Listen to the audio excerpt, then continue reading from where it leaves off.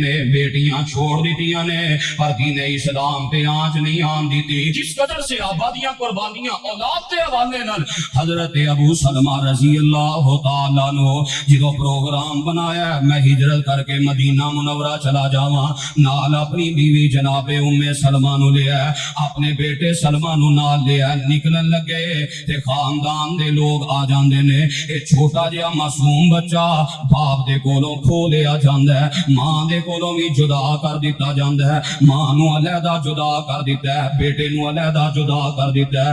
آندے نے ابو سلمہ ہجرت کر کے جانیاں مکہ چھوڑ کے جانا ہی تے کلیاں جا اے بیٹا ساڈی نسل ہے اسی اینو جان نہیں دینا.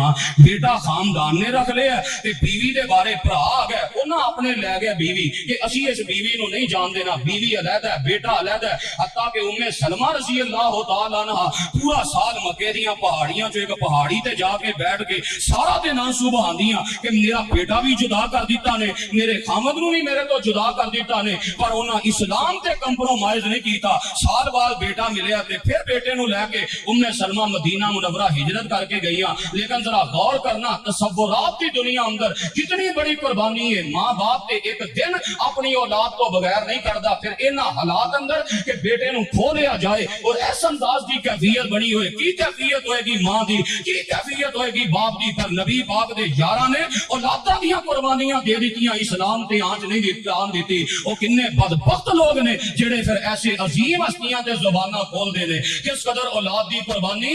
صحیح البخاری اندر میں پڑھیا ہے غزوہ بدر دا موقع ہے حضرت عبد الرحمن بن عوف رضی اللہ تعالیٰ عنہ فرماندے نے میں بدر دے میدان اندر کھڑا اچانک میں اپنے سجے کھبے کی وینا آنا بھی غلامین من الانصار میرے نال انصار دے دو چھوٹے چھوٹے بچے نے بھی غلام نہیں چھوٹے بچے.